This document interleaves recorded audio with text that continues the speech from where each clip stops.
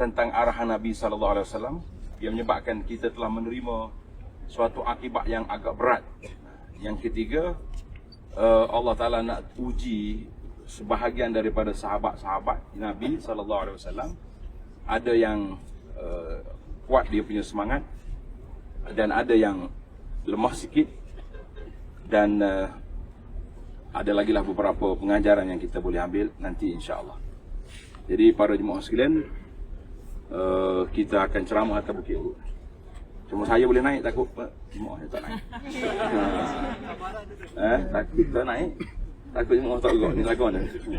Baik, sebelum ni sebagai menghormati para syuhada di sini, ada 70 orang sahabat Nabi yang gugur syahid di sini, yang diketuai oleh Sayyidina Hamzah bin Abdul Muttalib, pak saudara Nabi, yang kata perut dia dibelah, terburai perut dia tu. Kemudian dia bersama dengan Mus'ab bin Umair, maha guru pertama yang Nabi kita hantar ke Madinah untuk menjadi guru di sini. Jadi kita akan bagi salam secara umum kepada syuhada Uhud, kepada orang mati syahid di masjid ini, di perkuburan ini. Kemudian setelah habis kita naik ke kaki bukit tu, setakat mana yang kita larat lah, insya-Allah. Jadi mula-mula ni kita pergi ke makam syuhada. Baik, silakan.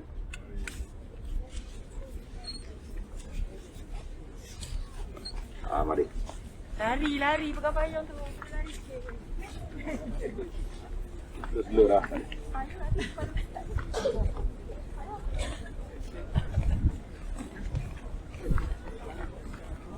Dia kita tukar pagi, jadi pagi tu. Kalau kita buat apa? Mana? Mana? Naik atas bukit. 3 jam macam ni. Dia ceramah. Dia ceramah tentang secara. Dia punya terangan tu, seolah kita nampak depan mata kita ibarat ni. Detail dia punya apa ni tu.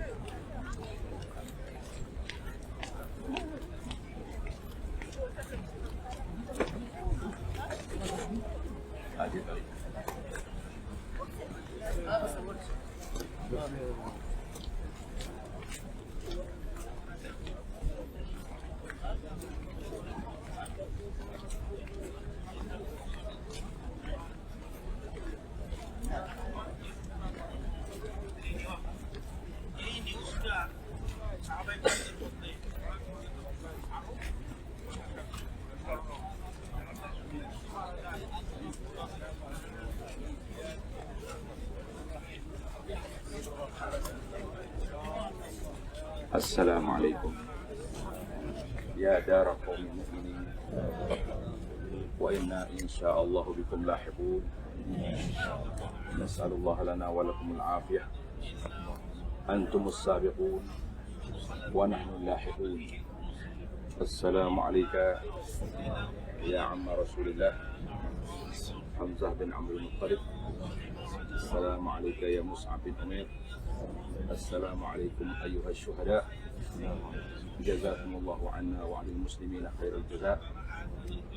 Jadi kita ucapkan salam kepada ahli-ahli yang dalam kubur ini, dan nama yang dikenali seperti Sayyidina Hamzah, Mus'ab bin Umair, dan para syuhada yang gugur di sini. Dia punya kubur dia tentu sana. Yang depannya Sayyidina Hamzah, yang depan belakang. Nampak ya? Batu-batu tu. Jadi para syuhada ni dia tak ada tanda apa di sini, sebab Nabi kita tidak membenarkan buat binaan di atas kubur.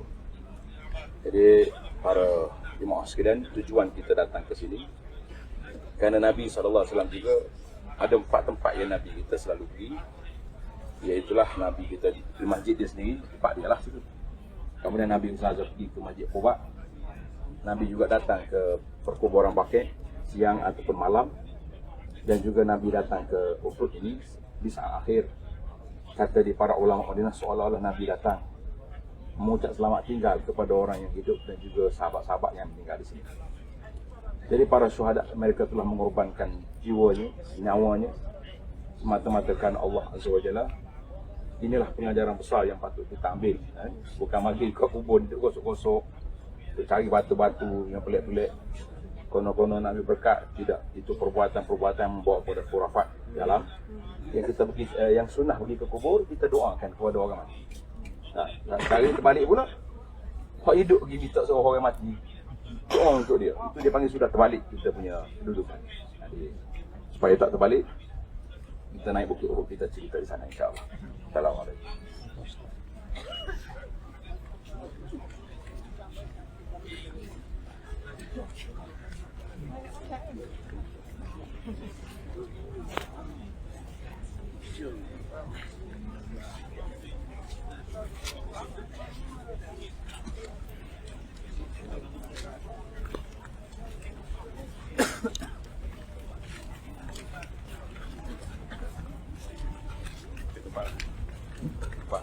Okey.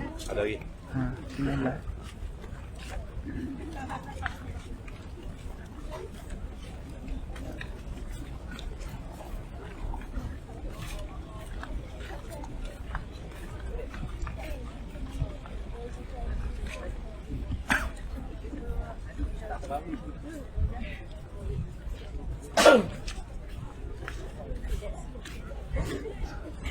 Ya. Oh ya.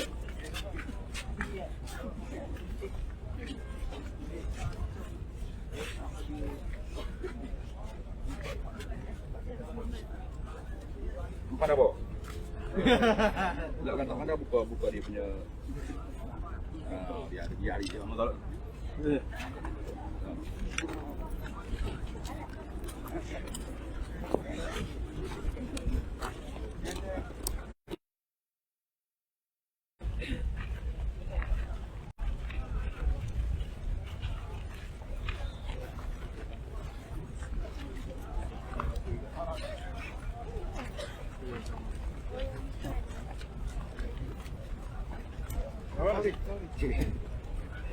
Dan kita dekat.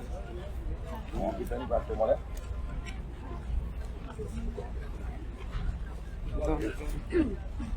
Makna ada dek masjid gitu. Kosong depan.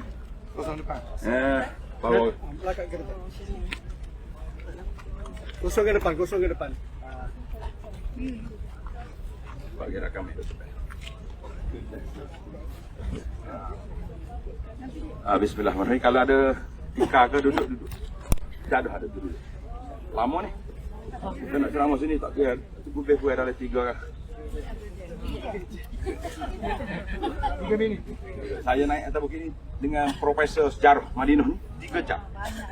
Tapi mesti sejuk Duduk sini tak pakai kat luar. Panas.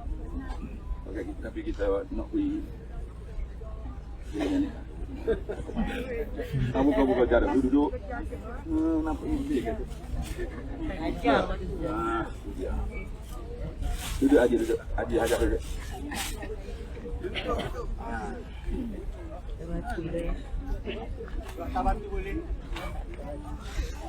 Ayah bismillah. Anak duduk. Anak berdiri. Bismillahirrahmanirrahim. Alhamdulillahi Rabbil Alamin. Wassalatu wassalamu ala Rasul Rabbil Alamin Nabiyyina wa habibina wa qudwatina Muhammad ibn Abdullah wa ala alihi wa sahbihi ajma'in. Allahumma allimna ma yanfa'una wa dhakkirna ma nasina wa anfa'na bima 'allamtana wa zidna ilma wa la hawla wa la quwwata illa billahil 'aliyyil 'azim wa ba'd. Alhamdulillah, haji dan hajah sekalian, pada pagi yang bersejarah ini 27 Zulhijjah 1443 bersamaan dengan 26 Julai 2022, kita diberi peluang oleh Allah Azza wa Jalla berada di atas Jabal Rumah. Nah, bukit kita duduk ni nama dia Jabal Rumah. Mana bukit tempat 50 orang tentera pemanah yang Nabi letak atas bukit ni. Daripada atas lah sampai sini. Jadi medan yang kita duduk depan tu saya suruh duduk tu baru kita nampak. Nak tunjuk ni. Banyak benda pelik depan tu nak tunjuk. InsyaAllah. Kalau tak boleh duduk, kita pergi sikit. Barulah kita boleh. Saya tunjuk tu nampak. Ini tak nampak bukit, nampak orang. Baik, para jemaah sekalian. Nabi SAW apabila sampai ke Madinah pada tahun yang pertama, ingat jarak kan? Tahun yang pertama hijrah, apakah peristiwa besar yang berlaku dalam dunia Islam? Tahun pertama hijrah, apakah peristiwa besar yang berlaku? Apa dia boleh jawab? Bijak. Apa dia?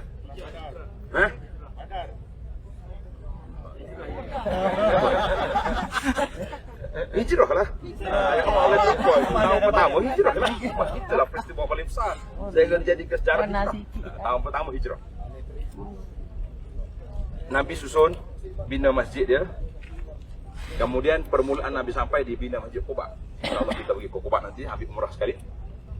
Dari Quba Nabi masuk ke Madinah, dia bina masjid yang mulia, Masjid Madinah itu, dan menyusun masyarakat baru, mempersaudarakan di antara Ansar dengan Muhajirin. Maka amallah keadaan tenang. Yahudi pun masuk juga dengan perjanjian damai dengan Nabi, kecuali satu kumpulan yang diketuai oleh Abdullah bin Ubay bin Salul, namun dia munafik.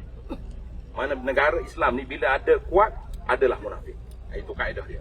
Waktu tak kuat, kenapa nak jadi munafik? Baik dia jadi kafir terus, rugi.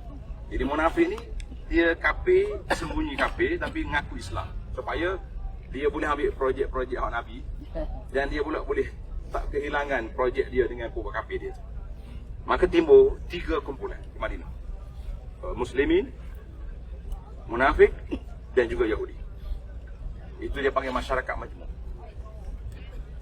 Kemudian pada tahun yang kedua, keadaan dah aman di Madinah. Allah Ta'ala beri keizinan kepada uzina lilladzina yuqataluna bi annahum zulimun. Diberi keizinan kepada orang beriman untuk berperang kerana mereka telah dizalim. Harta-harta mereka dirampas di Mekah. Nabi dengar satu peristiwa Abu Sufyan ni ketua delegasi perdagangan Quraisy yang pergi ke Syam. Nak balik ke Mekah, dia akan lalu ke Madinah. Lorong dia pun. Jadi Abu Sufyan, Nabi kata Allah Ta'ala izin pada kita nak menyekat kafilah dagangan Abu Sufyan. Ini bukan teroris. Ini nak ambil balik harta yang mereka rampas.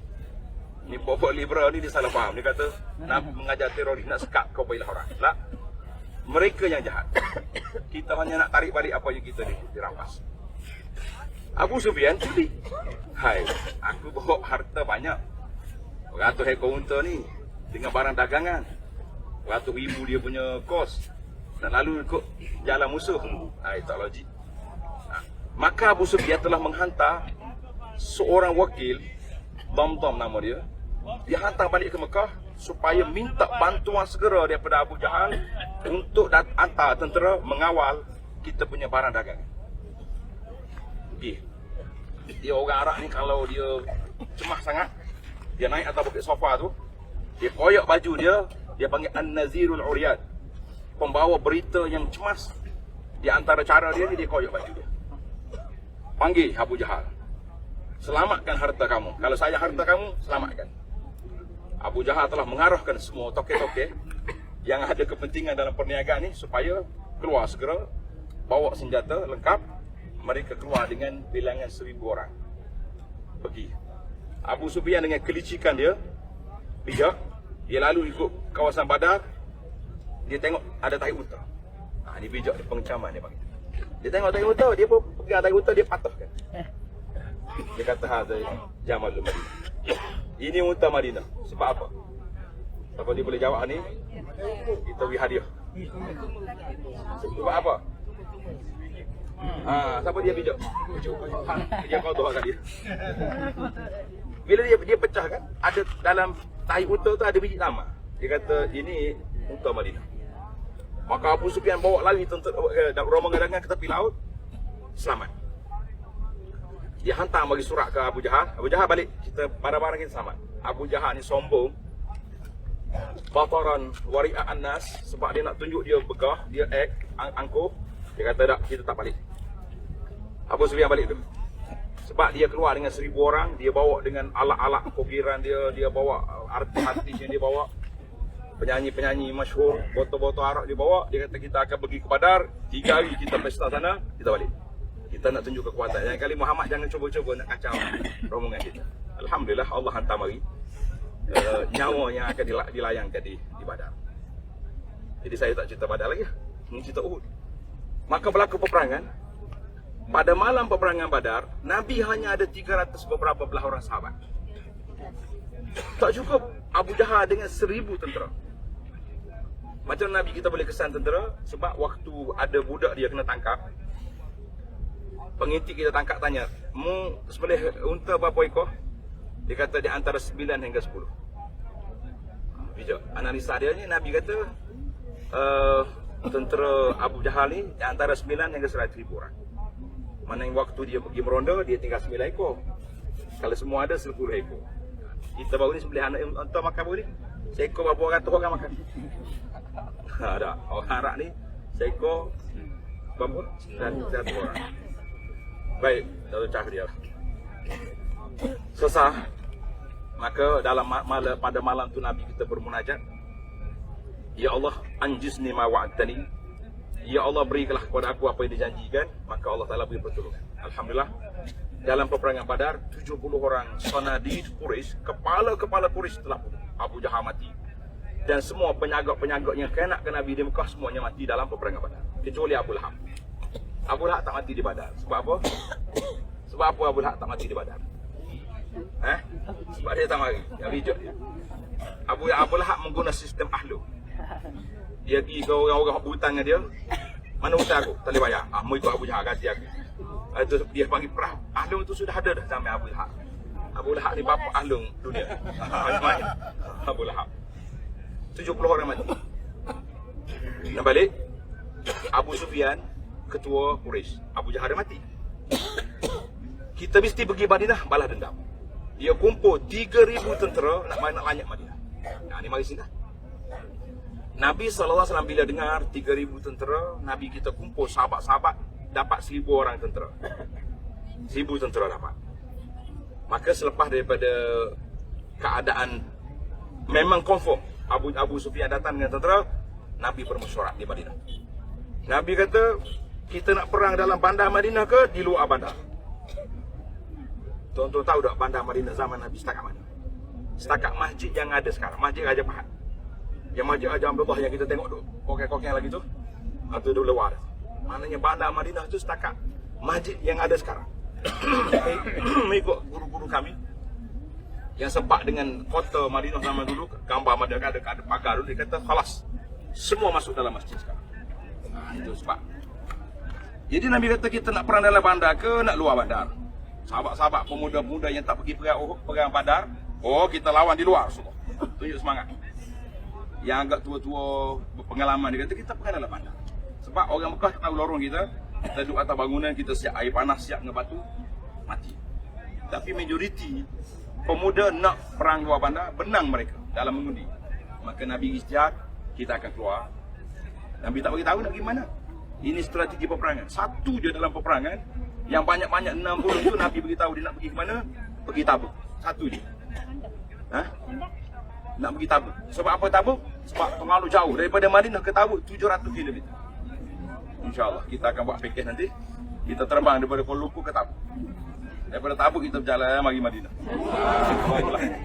700 kilo. Jangan bagi tahu. Maka Nabi SAW bila putusan muktamad nak perang luar bandar, Nabi kita pakai baju rantai. Nabi tak ajar sahabat-sahabat semua ni ini doa kebal, ada doa kebal. Yang jadi doa kebal tu ada sesak kebanyakan itu. Hati-hati dah, doa kebal, doa macam-macam doa orang ajar. Ada itu. Kalau tidak, mesti Nabi ajar Sayyidina Hamzah membaca doa ni esok. Orang panggil pedang tak jadi takluk. Nabi datang berhenti di satu tempat, nama dia Mustarah. Masjid. Nama ada masjid belakang. Ada masjid kecil, nama dia Masjid Mustarah. Tempat Nabi kita berehat situ. Dia semak tentera, cek. Tak balik lagi ni. Balik dulu. Kecil, budak-budak. Belum balik lagi. Belum balik ni kalau mati syahid rugi. Orang yang balik dia barulah pahala besar dia tu. Jadi budak balik. Kemudian ada dalam tentera yang tidak dikenali. Siapa ni? Dia kata bukan Islam, non Muslim. Oh, Nabi kata balik. Nahnu la nasta'in bi apa ni? Bi ghairil muslim. Kita tak minta tolong orang kafir untuk lawan kafir. Balik. Rupanya geng-geng munafik Abdullah bin Ubay bin Salul dia hantar mari buat kafir ni supaya jadi duri dalam daging. Kata bahasa pepatah kata gunting dalam lipatan. Maknanya dia akan jadi penyakit dalam. Bila kita duk perang dia hentam kita. Nabi hantar balik. Bila munafikin tengok Nabi hantar balik, dia punya perancangan gagal, dia sendiri pula minta nak balik. Dia mari jumpa Rasulullah, isteri nak salin tak ada orang, balik. Oh ni pula unta sakit perut, balik. Macam-macam. Sayyidina Umar kata, Rasulullah, berapa orang nak balik tu? Kita nak pergi perang ni. Nabi kata, Umar, itulah munafik. Mencari alasan untuk tak mau perang. Umar kata, kalau macam ni kita potong kepala pok ni dulu lah. Sebelum pergi jumpa kafir. Nabi kata biarlah tak. Biarkan. Tinggal lagi tentera 700 orang. Daripada 1,300 lagi balik. Termasuklah yang tak layak tadilah, yang kafir yang. Maka bila mari sini, ini lah. Nabi kita ambil 50 orang, diketua oleh Abdullah bin Jubair. Tak atau mungkin Nabi kata la tabrahu hazal makamu, jangan tinggal tempat ini walau apa terjadi. Tengok arahan tegas. Walau apa terjadi, jangan tinggal tempat. Kalau mu tengok burung duk turun makan bawah, jangan turun. Maknanya mati habis dah orang. Tinggal burung je. Jangan turun. Ni, bukit Uhud, nampak? Jadi 600 orang lagi tu, sini lah. Ajar dia. Belakang ni yang payah ada air. Yang orang kata syuhada Uhud tidak dimandikan tak ada air, waktu dia tak ngaji sejarah. Dia cakap sendiri. Air sini. Tadi kita nampak air sini. Terbukti ada air.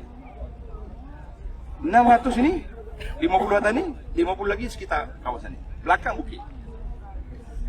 Maka berlaku peperangan yang pusingan yang pertama pada pagi Uhud itu, alhamdulillah, pada Syawal tahun yang ketiga itu, orang kafir dah mula ramai yang tewas, gugur.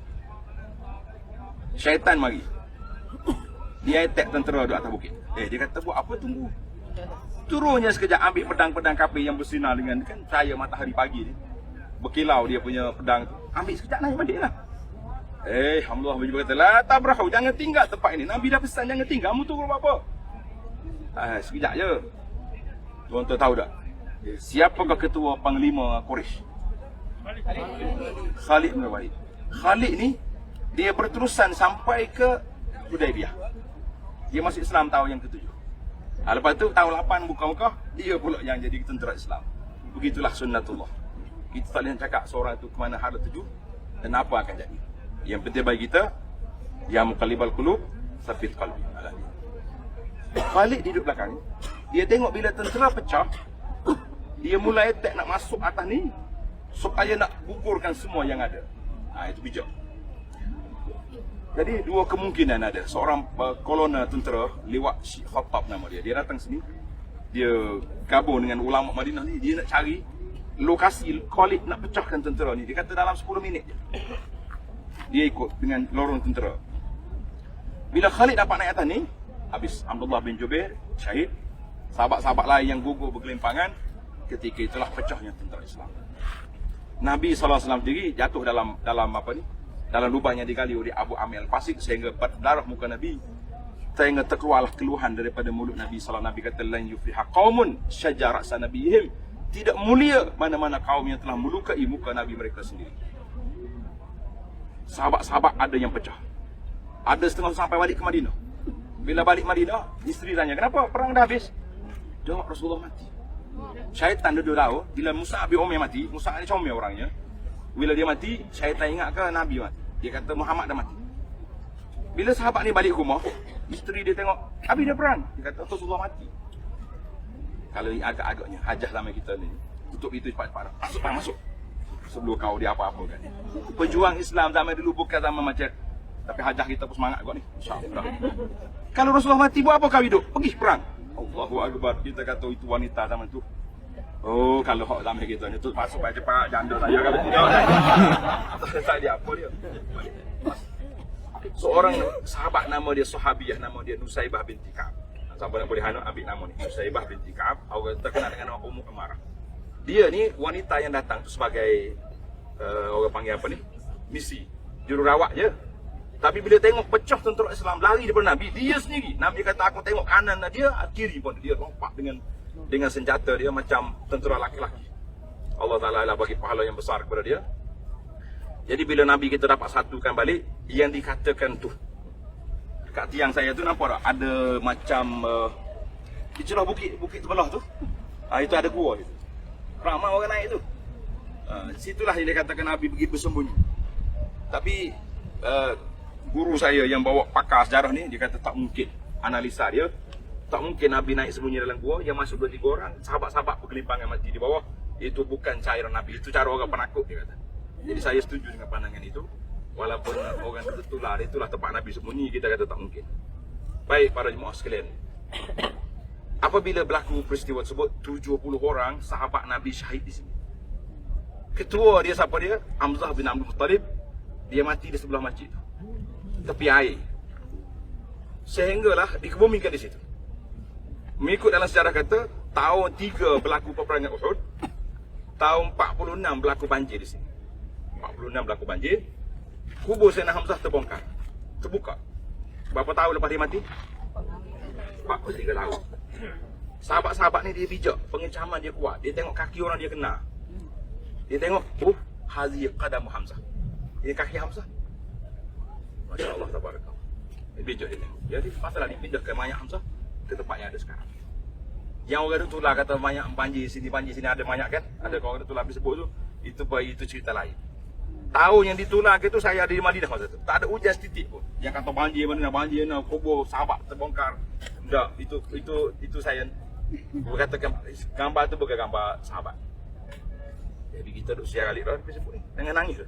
Tak, itu tak betul. Sayyidina Hamzah bawa ke sini. Mus'ab bin Umair selepas daripada selesai daripada peperangan, sahabat dia nak tutup mayat Mus'ab bin Umair. Mus'ab bin Umair anak orang kaya, tukar baju 3 kali sehari di Mekah, anak bangsawan Mekah. Bila mari sini, sedih Nabi tengok. Ambil pakaian dia tutup muka, terbuka kaki. Mus'ab bin Umair anak orang kaya, anak bangsawan, kerana Islam. Nak tutup mayat dia pun tak ada kain kafan. Nabi kata tutup muka dia dengan kain, kaki dia ditutup dengan rumput. Mus'ab bin Umair radhiyallahu anhu. Jadi para sahabat, begitu kuat dia punya perjuangan, begitulah mereka tinggalkan dunia-dunia kemewahan semata-mata apa? Kerana nak memperjuangkan Islam, menyampaikan agama Allah ini kepada masyarakat. Baik, apa sebab berlakunya peristiwa yang besar itu? Sebab tentera pemanah melanggar arahan Nabi sallallahu alaihi wasallam. Nabi kata la tabrahu, mu jangan tinggal tempat ini walaupun apa jadi. Mereka tinggal. Sekarang ni kalau kita nak tengok kenapa umat Islam ditindas, diunanya di sana sini, banyak sangat dah kita tinggal. Apa yang diarahkan oleh Nabi sallallahu alaihi wasallam kita tinggal, yang menyebabkan kita kehilangan kekuatan. Kekuatan kita duduk daripada mengikut Al-Quran dan sunnah Nabi sallallahu alaihi wasallam. Ajaran yang pelik-pelik, yang khurafat-khurafat, ajaran kebal tu saya pakai belakang. Kalau tidak nanya Sayyidina Hamzah, kenapa Nabi tak ajar dia? Nabi sendiri kenapa pakai baju besi? Pakai baju besi waktu nak main peperangan. Dan Nabi kita ajar bertawakal kepada Allah dengan mengambil langkah-langkah keselamatan yang ada. Jadi para jemaah sekalian, seorang lagi nama dia sahabat Nabi yang hancur tubuh dia. Waktu peperangan tu, dekat nak masuk peperangan, dia kata inni la ajidu rihal jannata min dunu. Sekarang ni aku duk bangun syurga di tepi bukit. Mana orang nak mati syahid ni, Allah Ta'ala bagi pada dia karamah, kemudian dia boleh bangun syurga. Dia kata aku bangun syurga di tepi bukit Uhud. Kalau aku duduk lagi-lagi sini, lama. Dia kata aku akan melakukan apa yang dia buat. Dia masuk peperangan, sehingga lepas perang orang cari mayat dia, tak jumpa. Manakah mayat sahabat ni? Apa nama dia? Lama tersebut. Manakah mayat dia ni? Cari tak jumpa. Sehinggalah adik perempuan dia mari, dia tengok kaki, ibu kaki tu, dia katanya kaki dia. Anas bin Nadar. Nama dia Anas ibn Nadar. Kaki dia je tak hancur, tubuh dia berpuluh liang luka, ada yang kena tombak, ada yang kena panah, ada yang kena pedang, semua ada. Itulah sahabat Nabi radhiyallahu anhu, mereka dapat pengecaman. Tengok kaki Hamzah kena, tengok kaki sahabat syahid ni kena. kita hari ni pengecaman payah. Balik ke rumah tengok kenapa selipar besar. Sampai nak check kaki kita sendiri. Rupanya asal selipar ke di masjid tadi. Baik. Kita cerita selingan. Nak sinok sehilang panah. Baik para jemaah sekalian, kita boleh buat kesimpulan bahawa peperangan ini besar. Allah nak uji kita sebab apa? Sebab kita ada yang tidak ikut arahan Nabi SAW. Jadi kita pada hari ini, bila dalam keadaan ginilah kita kena insaf balik. Tengok kita dengan Islam macam mana. Kata Sayyidina Umar, nahnu qaumun a'azzana Allahu bil Islam. Kita ni kaum ni Allah Taala mulia kita dengan sebab Islam. Bila kita ikut Islam, insya-Allah kita selamat. Cuma orang Islam yang tak beriman, yang tak beramal tu cerita lain. Baik para jemaah sekalian, untuk renungan cuba tengok ke arah syuhada. Tuan-tuan tengok ya ke arah makam syuhada, kemudian kita fikir dengan hati kita seolah-olah kita ternampak Nabi SAW sedang mengisap darah dia. Dan keluar kata-kata Nabi SAW, la yufliha qaumun syajara sanabiyhim, tidak mulia mana-mana kaum yang melukakan muka Nabi mereka sendiri. Tuan-tuan bayangkan, depan Nabi ada 70 para sahabat yang bergelimpangan mati syahid. Dikatakan Sayyidina Hamzah terburai perut dia, walaupun ahli sejarah katakan bukan Hindun yang buat.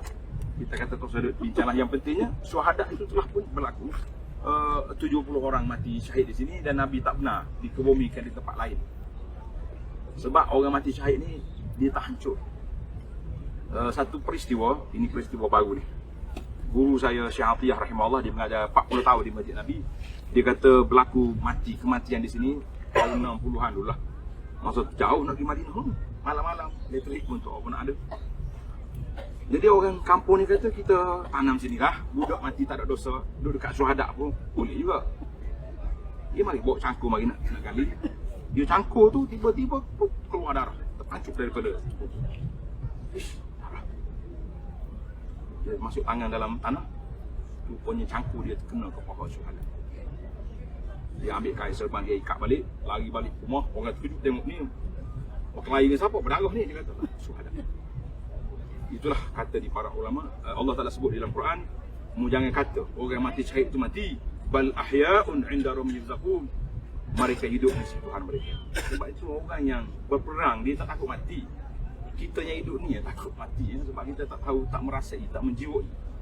Saya jumpa dengan pejuang-pejuang yang pergi ke Palestin contohnya. Dia kata kita tak takut dah mati pada mereka. Sebab syuhada yang mati itu bau wangi. Seorang saksi yang ingat ada satu masa dulu kapal Marmara yang kena bom. Saya jumpa sendiri dengan salah seorang ada kapal tu di Kota Baru. Dia kata Abu Anas, dia menangis, Allah tak takdirkan saya mati syahid. Saya pegang mayat sahabat-sahabat yang kena bom, yang kena tembak tu, wangi. Ni tak ada kerah-kerah mayat beberapa hari, lembut macam orang tidur. Kita kata Masya Allah Tabarakallah. Itulah Allah Ta'ala benar ayatnya Tuhan sebut, jangan kata orang mati syahid itu mati, bahkan mereka hidup di sisi Allah. Jadi para jemaah sekalian, ambillah pengajaran besar dari peperangan Uhud ini, supaya kita jangan lagi lah, lepas pada ni kita jagalah sahifah amalan kita dengan baik. Jangan lagi buat benda-benda yang dimurkai oleh Allah Azza wa Jalla. Tinggallah benda-benda mungkar dan benda maksiat yang belum ditinggalkan lagi, tinggalkan. Yang nak buat pun tinggalkan. Jangan lagi kita ada benda-benda yang tidak baik. Mudah-mudahan kita istiqamah di atas landasan yang benar ini, insya-Allah. Jadi panah dah mula terasa, kuliah kita terpaksa dihentikan. InsyaAllah kita sambung lagi dalam lain masa. Tamatkan segala rakaman. Assalamualaikum warahmatullahi wabarakatuh. Kita paling ke arah kiblat, kita doa. Waktu doa tak ada rakaman. Sebab doa ni kita dengan Allah. Waktu ceramah saya nak suruh tuan-tuan dengar, keluarga kita dengar. Dia kata kenapa Ustaz tak mau rakam kuliah? Kita doa, kita kata doa kita dengan Allah. Jadi tak payah kita main tular-tular. Untuk tular doa tu, kita tak izin nama. Kita tak ada.